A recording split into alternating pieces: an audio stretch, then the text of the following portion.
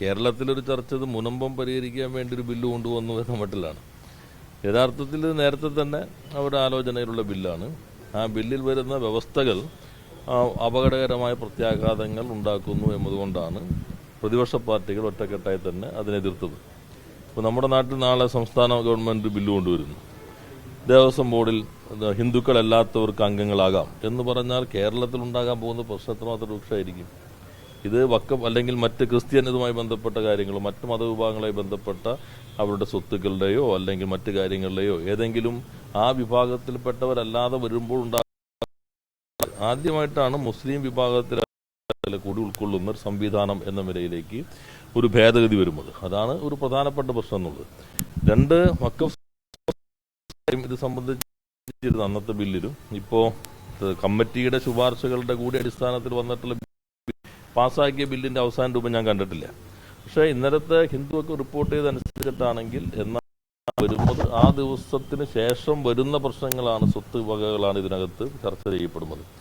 അതോടൊപ്പം ഒരു കാര്യം കൂടി പറയുന്നത്, വഖഫിൽ രജിസ്റ്റർ ചെയ്തിട്ടുള്ള എല്ലാം തന്നെ ഇതിന് മുൻപ് രജിസ്റ്റർ ചെയ്തതിന് ബാധകമല്ല.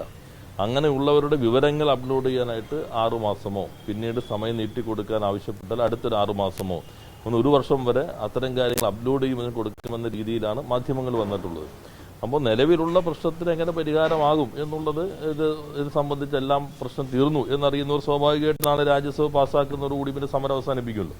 അപ്പോൾ അവർ അങ്ങനെ പറയുന്ന ഇപ്പോൾ അതാണല്ലോ ചോദ്യം വന്നത്. മുൻപ് അതോടുകൂടി തീരുമെങ്കിൽ സ്വാഭാവികമായിട്ട് നാളെ സമരം അവസാനിപ്പിക്കുമല്ലോ. അപ്പോൾ അതിന് മുമ്പ് അവർ വ്യക്തത വരുത്തുന്നത് നന്നായിരിക്കും. ഞാൻ അവസാന രൂപം കണ്ടിട്ടില്ല. ഇന്നലെ മാധ്യമങ്ങൾ റിപ്പോർട്ട് ചെയ്തനുസരിച്ചിട്ടാണെങ്കിൽ കാര്യങ്ങളിൽ ഇനിയുള്ള റെട്രോസ്പെക്റ്റീവ് മാത്രമല്ല രജിസ്റ്റർ ചെയ്ത കാര്യങ്ങൾക്കൊന്നും ഇത് ബാധകമല്ല. അവർക്ക് എന്തെങ്കിലും അപ്ലോഡ് ചെയ്യാനുണ്ടെങ്കിൽ 1 വർഷം വരെ നീട്ടിക്കൊടുക്കുന്ന സമയം ഉൾപ്പെടെ അനുവദിച്ചുകൊണ്ടുള്ള വ്യവസ്ഥകളാണ് ഇതിനകത്ത് ഇപ്പോൾ മാധ്യമങ്ങൾ റിപ്പോർട്ട് ചെയ്തതിൽ കാണാൻ കഴിഞ്ഞിട്ടുള്ളത്. അപ്പോൾ അതുകൊണ്ട് അത്തരം കാര്യങ്ങളിലുള്ള പ്രചാരവേലകൾ സങ്കുചിത രാഷ്ട്രീയം വെച്ചുകൊണ്ട് കലക്കവെള്ളത്തിൽ മീൻ പിടിക്കാൻ ശ്രമം പല മേഖലയിലും ഇന്നും വന്നിട്ടുണ്ട്. അത് കുറെ കൂടി തുറന്നു കാട്ടപ്പെടാൻ ഭാവിയുള്ള ദിവസങ്ങൾ സഹായകരമായിരിക്കും. എന്തായാലും ഇന്നത്തെ കൂടി കഴിഞ്ഞ് പാസ്സാക്കപ്പെടുന്ന ബില്ലിന്റെ അവസാന രൂപം കണ്ടതിന് ശേഷം മറ്റു കാര്യങ്ങൾ പ്രതികരിക്കുന്നതായിരിക്കും ഉചിതം. അല്ല, അവര് കാണുന്നത് ചില പ്രതികരണങ്ങൾ കണ്ട് ഇതോടുകൂടി തീർന്നു ും രാജ്യസഭ പാസ്സാക്കുന്ന ഒരു സമരം പിൻവലിക്കുമല്ലോ. അപ്പോൾ നമുക്ക് നോക്കാം അതെങ്ങനെയാണ് വരുന്നത് എന്നുള്ളത്. പക്ഷേ ഞാൻ മനസ്സിലാക്കുന്നത് അത്തരം അപകടങ്ങളിലേക്കൊന്നും അവർ പോകില്ല എന്ന് തന്നെയാണ് ഞാൻ മനസ്സിലാക്കുന്നത്. അല്ല, അങ്ങനെ കലക്കവെള്ളത്തിൽ വീണ് BJP അല്ലേ ഇപ്പോൾ ഇത് വെച്ചിട്ട് നേട്ടം നോക്കി. അപ്പോൾ അവർ സ്വാഭാവികമായിട്ട് അവിടുത്തെ ആളുകൾക്ക് അവരുടെ ഒരു ജീവിത പ്രശ്നമാണല്ലോ. അവരുടെ പ്രശ്നം വളരെ ന്യായമാണ്. അത് കുറച്ച് സങ്കീർണതകളുള്ളത് കൊണ്ടാണ് ഗവൺമെന്റ് അത് പരിശോധിക്കാനായിട്ട് കമ്മിറ്റിയെ നിയോഗിച്ചത്. അങ്ങനെ പരിശോധിക്കാൻ പോലും ഗവൺമെന്റിന് അധികാരമില്ല എന്ന മട്ടിലാണ് ഹൈക്കോടതിയുടെ സിംഗിൾ ബെഞ്ചിന്റെ വിധി വന്നത്. അതിനെതിരെ സർക്കാർ ഇപ്പോൾ ഡിവിഷൻ ബെഞ്ചിൽ അപ്പീൽ കൊടുത്തിരിക്കുന്നു. ഇവിടെ നമ്മൾ കാണേണ്ടത് അവർക്ക് ഏത് തരത്തിലുള്ള പരിഹാരം കിട്ടുമോ എന്ന് അവർ ആഗ്രഹിച്ചിരിക്കുകയാണ്. അപ്പോൾ ഇതോടുകൂടി പരിഹാരമാകും എന്ന് പറയുമ്പോൾ കേൾക്കുമ്പോൾ ചിലപ്പോൾ അതുകൊണ്ട് പരിഹാരമായാൽ അത് അവർക്ക് സംബന്ധിച്ച് സന്തോഷകരമാണെന്ന പ്രതികരണം സ്വാഭാവികമായിട്ടും വരും. അപ്പോൾ അത് നമ്മൾ ഒന്നുകൂടി വ്യക്തതയോടുകൂടി നാളത്തെ ബില്ല് പുറത്തു വന്നതിന് ശേഷം എല്ലാവർക്കും ചർച്ച ചെയ്ത് മനസ്സിലാക്കാൻ കഴിയുന്നതായിരിക്കും.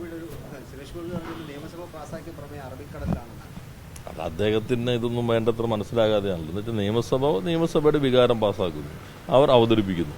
അപ്പോൾ അത് സംബന്ധിച്ച് പിന്നെ പാർലമെന്റിനാണല്ലോ അധികാരമുള്ളത്. അദ്ദേഹം കരുതി നിയമസഭയ്ക്ക് ബില്ല് പാസ്സാക്കാൻ അധികാരമുണ്ട്, അത് അവസാനിക്കുന്നതല്ല. അങ്ങനെയല്ലല്ലോ.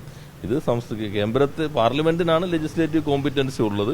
അതിനകത്ത് അവരൊരു നിയമം പാസ്സാക്കുന്നു. ആ നിയമത്തിനകത്ത് സംസ്ഥാനത്തിന്റെ വികാരം അവിടെ പ്രതിഫലിപ്പിക്കുന്നു. ആ പ്രതിഫലിക്കാനുള്ള സംസ്ഥാനത്തിന്റെ അവകാശം നിയമസഭ ഉപയോഗിച്ചിരിക്കുന്നു. അതാണ് അദ്ദേഹം അത് മനസ്സിലാക്കേണ്ടത്. ഇത്തരം കാര്യങ്ങളൊരു വ്യക്തതയോടുകൂടി പ്രതികരിക്കുന്നതായിരിക്കും ഉത്തരവാദിത്ത സ്ഥാനങ്ങളിലിരിക്കുമ്പോൾ ഉചിതമാകുക.